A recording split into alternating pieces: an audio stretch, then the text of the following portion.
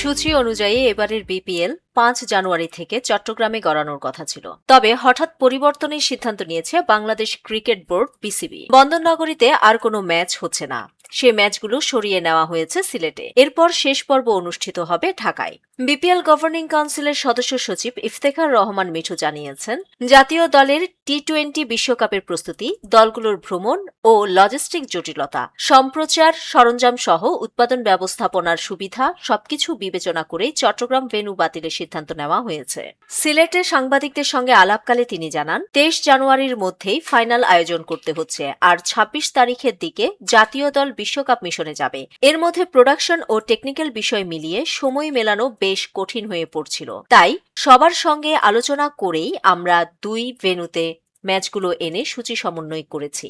তিনি আরও জানান, এ পরিবর্তনে দলগুলোর ভ্রমণ সময় বাঁচবে এবং পুরো টুর্নামেন্ট পরিচালনাও সহজ হবে। সিলেটে ১২ জানুয়ারি পর্যন্ত খেলা অনুষ্ঠিত হবে। ১৩ জানুয়ারি দলগুলো ঢাকায় ফিরে যাবে, যেখানে বাকি ম্যাচ ও ফাইনাল অনুষ্ঠিত হবে। সূচি সামঞ্জস্য করতে কিছু ম্যাচ সকাল ও বিকেলে আয়োজন করারও প্রয়োজন পড়েছে। নিউজ ডেস্ক, দৈনিক পূর্বকোণ।